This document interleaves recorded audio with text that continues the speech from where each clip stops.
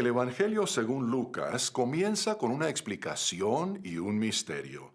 La explicación es la manera como fue escrito. El misterio es el destinatario. Lucas era un médico que acompañó al apóstol Pablo en algunos de sus viajes. En Colosenses 4:14, Pablo se refiere a él como el querido médico. Cuando llegaron a Jerusalén, hubo un motín en el área del templo y los romanos arrestaron a Pablo. Los 2 años siguientes los pasó Pablo como prisionero en Cesarea Marítima, en la costa del Mediterráneo, y cuando zarpó para Roma, Lucas todavía estaba con él. ¿Dónde, pues, estaba Lucas durante ese lapso de tiempo antes del viaje a Roma?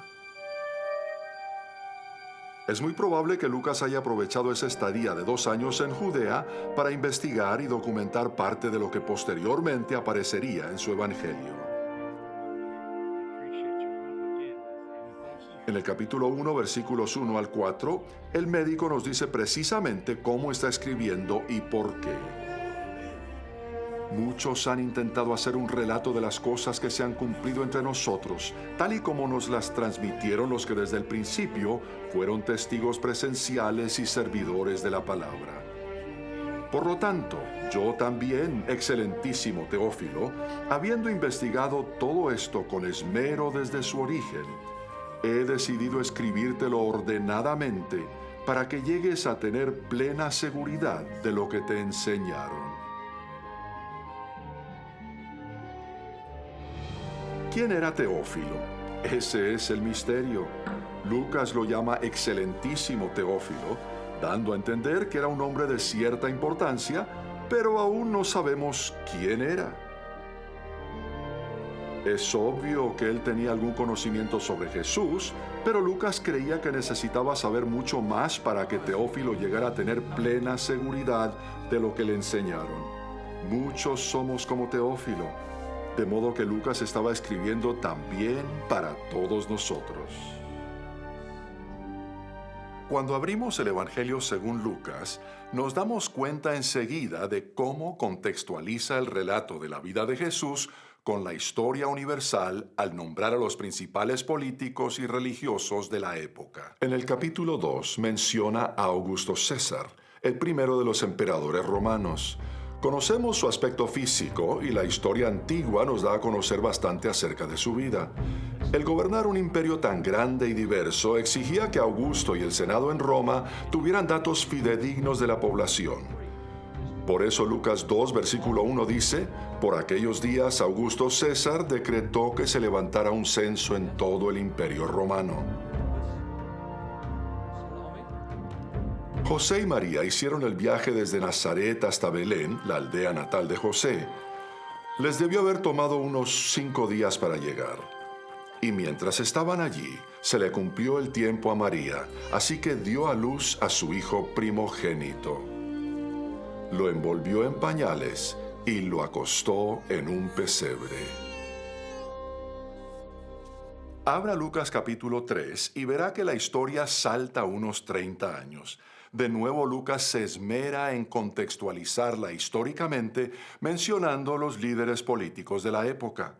En el año 15 del reinado de Tiberio César, escribe Lucas, Poncio Pilato gobernaba la provincia de Judea. A Tiberio César, el emperador romano después de Augusto, lo identifica muy bien la historia mediante inscripciones y varios retratos. Los evangelios presentan a Tiberio como un personaje poderoso, pero alejado por estar en Roma y no involucrado directamente en la historia. No tenemos ningún retrato de Poncio Pilato, pero la historia antigua nos dice que fungió como gobernador de Judea y ciertas excavaciones en Cesarea, en la costa del Mediterráneo, descubrieron una piedra en la que estaba inscrito su nombre: Pontius Pilatus. La región de Galilea la gobernaba un hombre llamado Herodes. No era el rey Herodes en Lucas capítulo 1. Se refiere más bien a su hijo, Herodes Antipas, ahora de mediana edad y funcionario de Roma. Herodes Antipas aparece varias veces en el Evangelio según Lucas. Así que en la escena histórica hay líderes políticos de Galilea, Judea y Roma. Es evidente que esto le importaba a un hombre como Teófilo. A él le hacía falta ver la vida de Jesús en el contexto del mundo que conocía. Estos sucesos eran verídicos y cambiarían el curso de la historia. ¿Y qué del contenido del Evangelio según Lucas? ¿Cómo organiza lo que quiere decir? ¿Hay alguna estructura en su libro? Sí, la hay. El capítulo 1 hasta el capítulo 4, versículo 13, abarca el nacimiento de Jesús y su preparación para el ministerio público.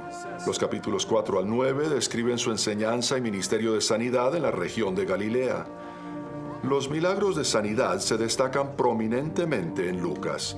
En el capítulo 4, en la sinagoga de Capernaum, la liberación del hombre poseído por un espíritu maligno. En el capítulo 7, la sanidad del siervo del centurión y la resurrección del hijo de la viuda de Naín.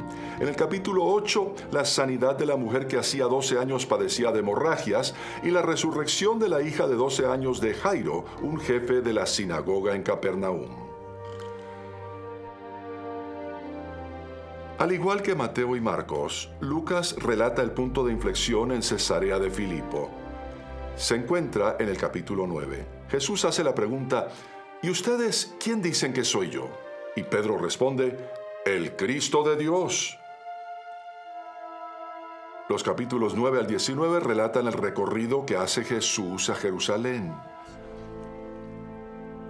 Lucas lo narra como un relato de viajes, que era un estilo de redacción al que estaban acostumbrados los griegos y los romanos, contando así mucho de lo que Jesús hizo y dijo. Desde el capítulo 19, versículo 45 hasta el capítulo 21, Jesús está en Jerusalén, casi siempre en el templo o sus alrededores. Los capítulos 22 al 24 describen su muerte y resurrección y sus nuevos encuentros con sus discípulos.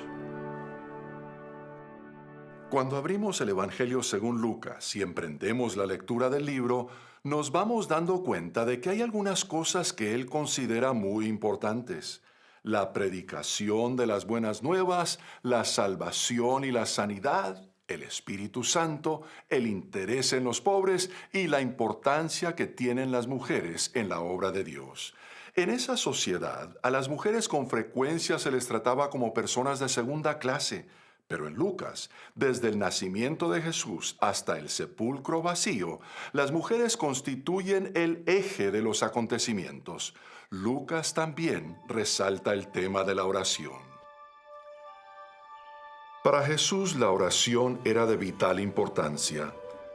En Lucas 5, versículo 15 leemos, en cuanto a su ministerio, que acudían a él multitudes para oírlo y para que los sanara de sus enfermedades. Él, por su parte, solía retirarse a lugares solitarios para orar. Y así sucesivamente a lo largo del Evangelio. Lucas nos cuenta acerca de 9 ocasiones en que Jesús pasó tiempo orando, y en el capítulo 11 relata la historia que contó Jesús para animarnos a nosotros a orar. Sucedió en una aldea a medianoche. No había razón para visitar un lugar tan callado.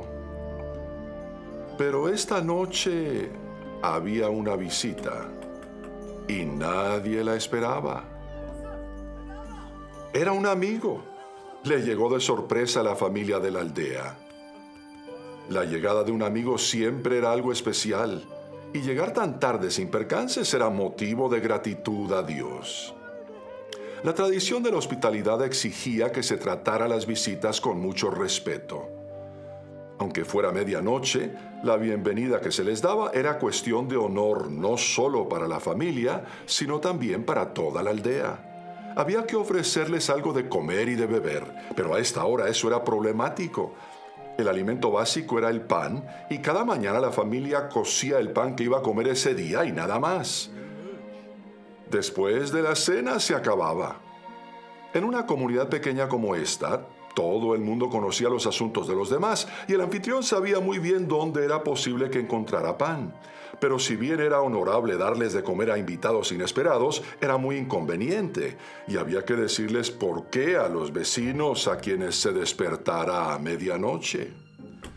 Amigo, préstame 3 panes, pues se me ha presentado un amigo recién llegado de viaje y no tengo nada que ofrecerle. No me molestes, le contestó el que estaba dentro. Ya está cerrada la puerta y mis hijos y yo estamos acostados. No puedo levantarme a darte nada. El anfitrión insistió una y otra vez. El volver con las manos vacías constituiría una deshonra para él y su familia, como también para su aldea. Era inconveniente, pero en última instancia su amigo tendría que levantarse y ayudarle. Esta no era una petición común y corriente, era urgente y era importante. Los consiguió, 3 panes. Todo el mundo sabía que era impensable negarse a dar pan en tales circunstancias. Así que se sirvió el pan. El invitado quedó satisfecho y la aldea mantuvo la fama que tenía de ser hospitalaria. El relato presenta este contraste. Si hasta un vecino reservado es capaz de responder a una petición que se hace con insistencia, ¿cuánto más no dará respuesta a nuestras oraciones nuestro Padre Celestial? Jesús dijo, pidan y se les dará, busquen y encontrarán, llamen y se les abrirá la puerta. Así que animémonos a orar, llevémosle nuestras peticiones a Dios y pidámosle que nos ayude. El interés que tenía Jesús en las personas se nota en varias parábolas que narra Lucas que no se encuentran en ningún otro pasaje bíblico. La mayoría de estas forman parte del relato de viajes después del capítulo 9. Una de las más conocidas es la parábola del hijo perdido en el capítulo 15. Examinemos esa historia a través del lente de los tiempos bíblicos. El ministerio de Jesús había logrado que muchos se acercaran a Dios, entre ellos hombres y mujeres a quienes otros menospreciaban como pecadores. Los fariseos comenzaron a criticarlo. A los ojos de Dios, estos pecadores son impuros si tú los recibes con los brazos abiertos. Una discusión con los fariseos no hubiera logrado nada, así que Jesús respondió con una historia sobre un padre y 2 hijos. La familia vivía en una aldea, pero no era pobre. La tierra que les pertenecía había pasado de un hijo a otro de generación en generación, pero el hijo menor no estaba conforme con eso, así que pidió su parte de la herencia mientras su padre aún vivía. Juntó todo lo que tenía y se fue a un país lejano. Nada lo iba a hacer desistir. Abandonó a su familia y su aldea. Dejó la tierra que Dios les había dado a sus antepasados, la tierra de la promesa. Él sabía que había ofendido gravemente a su comunidad, que de aquí en adelante no podría retractarse, que los había rechazado. Pero sobre todo había herido a su familia. Ahora bien, el padre sabía que sería inútil tratar de detener al joven por la fuerza. Este no estaba simplemente trasladándose al pueblo más cercano donde su padre podría ir a buscarlo y tratar de hacer que regresara. Estaba dejando atrás todo lo que él y su familia jamás habían conocido. Estaba resuelto a alejarse por completo de la influencia de su padre.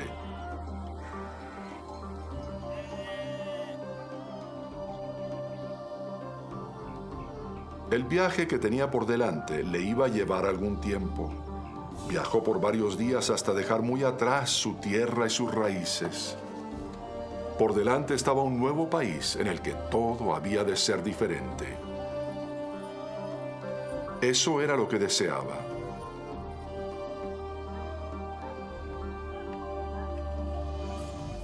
Por fin llegó a una ciudad muy diferente de su propia aldea. Pero ¿cómo iba él a saber cuánto costarían las cosas en un lugar como este? Lo cierto es que no tenía idea. Tenía mucho dinero que había heredado de su padre, pero en realidad desconocía su valor y como inmigrante en un país extranjero estaba en una posición muy vulnerable. La manera como comenzó a gastar su dinero fue extravagante, pródiga e imprudente. Estaba resuelto a que su vida iba a ser emocionante y que gozaría de ella al máximo todos los días. Así que llevó una vida holgada como si no hubiera un mañana, con diversiones y fiestas como las que no había en su aldea. Todo era tan bueno, lejos de su padre y de su hermano mayor. Él podía hacer lo que se le daba la gana. Estaba divirtiéndose, siempre con bastantes amigos dispuestos a acompañarlo, con tal de que él pagara todas las cuentas. La vida en la metrópolis era emocionante y el joven pensaba que la estaba gozando al máximo, con un estilo de vida extravagante. Pasaron las semanas y los meses y él seguía gastando su dinero como si no fuera a acabarse. Al parecer no se le había ocurrido que estaba derrochando la mitad de todo aquello por lo que su padre se había esforzado tanto por legarle y que no había nada que lo reemplazaría. De modo que algún día todo iba a cambiar. Algún día no habría más dinero para pagar por todo esto. ¿Qué haría entonces? Al fin sucedió. Se acabó el dinero. No le quedó ni una sola moneda. Nunca había pensado que tuviera que conseguirse un empleo cualquiera. No tenía crédito, ni posesiones, ni vivienda propia, ni familia, ni nadie a quien acudir. No tenía nada en absoluto. Nada. Los acreedores podrían quitarle hasta la ropa que llevaba puesta. Pero tenía suerte. A otros arruinados los habían vendido como esclavos para pagar sus cuentas. Al menos todavía tenía su libertad, pero no tenía nada más. No había lugar alguno en esta ciudad que le ofreciera refugio ni comida, y ahora había una hambruna en aquella región. La comida escaseaba y costaba cada vez más. Usó lo poco que le quedaba para comprar algo, pero estos días no alcanzaba para casi nada y hasta era difícil encontrar pan. En realidad a nadie le importaba si él vivía o moría. Al fin un ciudadano de aquel país consintió en ser su patrón y darle un empleo. Le dijo que alimentara a los cerdos. Solo la esclavitud era peor. Lo había perdido todo. Por fin recapacitó. ¿Cuántos jornaleros de mi padre tienen comida de sobra y yo aquí me muero de hambre? Tengo que volver a mi padre y pedirle trabajo. Esta vez el viaje sería mucho más difícil. Estaba débil por falta de alimentos y no tenía dinero. Pero debía hacer el viaje, debía volver a casa. Papá, diría al llegar, he pecado contra el cielo y contra ti, y ya no merezco que se me llame tu hijo. Dame un empleo como si fuera uno de tus jornaleros. Él no comprendió que el perdón no puede ganarse. Se da de corazón o no se da. Todavía estaba lejos cuando su padre lo vio. Él sabía que un anciano debía caminar con dignidad, pero ¿qué importaba eso si podía salir al encuentro de su hijo que llegaba sano y salvo a casa? El joven trató de recitar el discurso que había formulado mentalmente. Papá, he pecado contra el cielo y contra ti, ya no merezco que se me llame tu hijo. Pero el padre tenía otras ideas. Pronto, dijo, traigan la mejor ropa para vestirlo, pónganle también un anillo en el dedo y sandalias en los pies. Celebremos un banquete. El padre preparó un banquete para toda la aldea. Comerían hoy mismo el ternero que habían guardado para una fiesta. Los vecinos y los amigos llegaron para participar en la celebración y compartir la alegría del padre. Sin embargo, había un problema. El hermano mayor había estado trabajando en el campo y cuando llegó a casa se negó a entrar. Detestaba a su hermano y no quería tener nada que ver con él. Pero esto también era una afrenta pública al padre. Fíjate cuántos años te he servido sin desobedecer jamás tus órdenes, le dijo, y ni un cabrito me has dado para celebrar una fiesta con mis amigos. Pero ahora llega ese hijo tuyo que ha despilfarrado tu fortuna con prostitutas y tú mandas matar en su honor el ternero más gordo. Hijo mío, le dijo su padre, tú siempre estás conmigo y todo lo que tengo es tuyo. Pero teníamos que hacer fiesta y alegrarnos porque este hermano tuyo estaba muerto, pero ahora ha vuelto a la vida. Se había perdido, pero ya lo hemos encontrado. Era muy clara la enseñanza de la parábola que contó Jesús.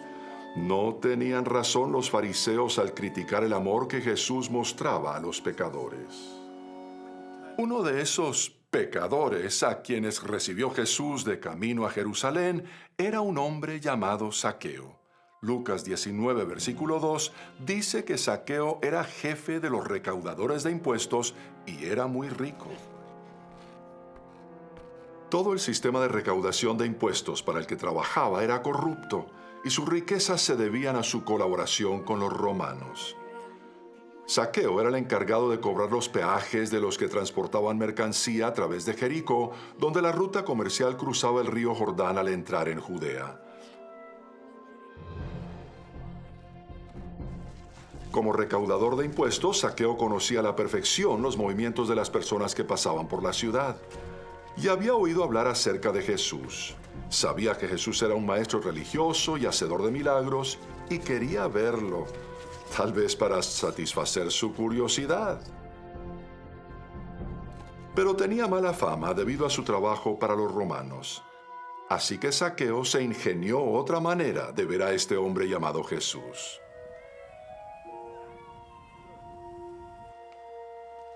Cuando Jesús lo vio, lo llamó por su nombre. «Zaqueo», le dijo, «baja enseguida, tengo que quedarme hoy en tu casa». La gente consideraba impura toda casa a la que entraba un recaudador de impuestos, de modo que era impensable entrar en la casa misma de tal hombre.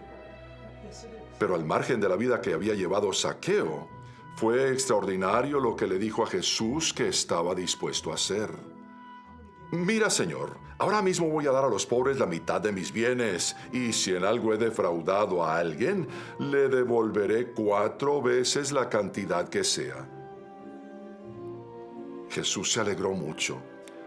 «Hoy ha llegado la salvación a esta casa, ya que este también es hijo de Abraham, porque el Hijo del Hombre vino a buscar y a salvar lo que se había perdido». Ya no importaba lo que los demás dijeran acerca de él. Zaqueo había sido aceptado por Jesús y por sus discípulos. Pero el viaje aún no había terminado. Jesús tenía que partir de Jericó y subir a Jerusalén. En el capítulo 19 comienza a aumentar la tensión. Mientras Jesús se acercaba a Jerusalén montado en un burrito, los discípulos empezaron a alabar a Dios por tantos milagros que habían visto. «Bendito el Rey que viene en el nombre del Señor», gritaban. «Paz en el cielo y gloria en las alturas». Algunos de los fariseos que estaban entre la gente le reclamaron a Jesús: «Maestro, reprende a tus discípulos».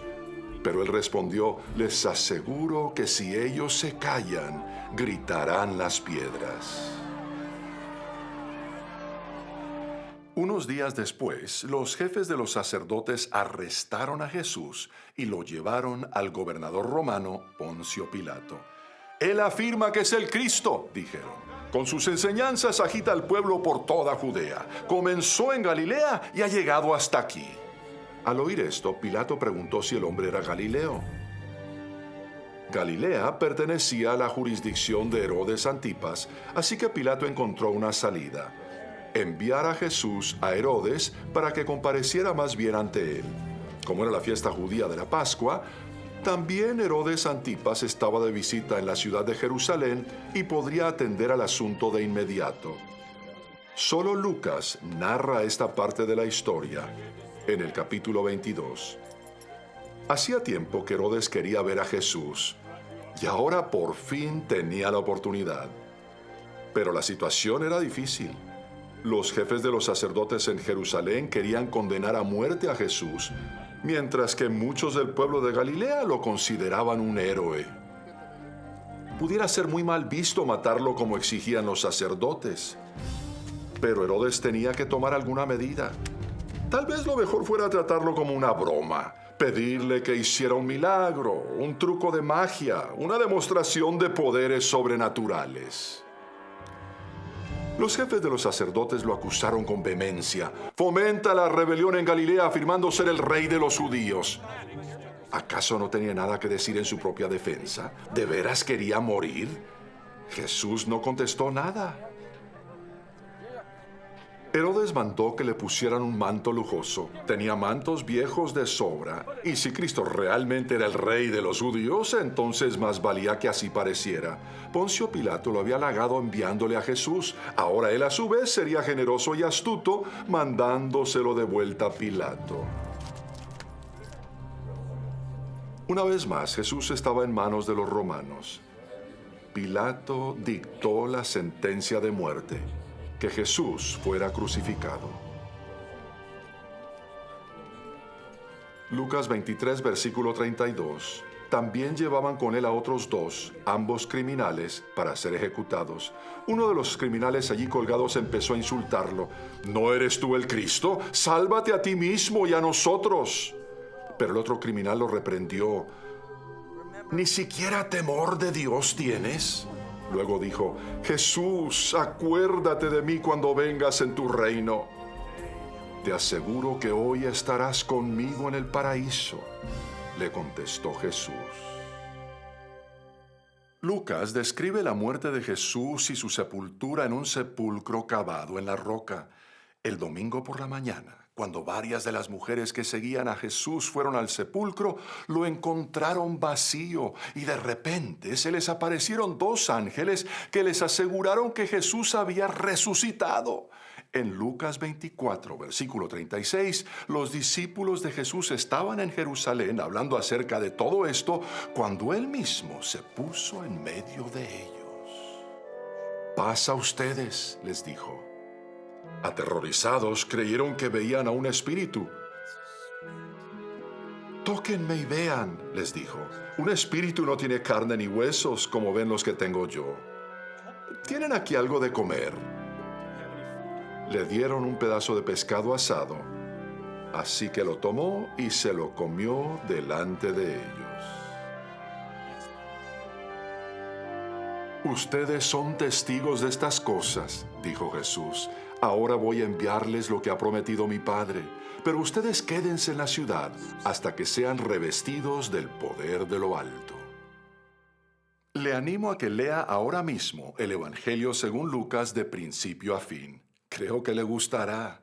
En primer lugar, así como Teófilo, léalo para conocer la verdad, la certeza de la buena noticia de Jesucristo. Reconozca a Jesucristo como su Señor y Salvador, y luego viva en carne propia lo que Él prometió, la capacidad de hacer la voluntad de Dios en el poder del Espíritu Santo.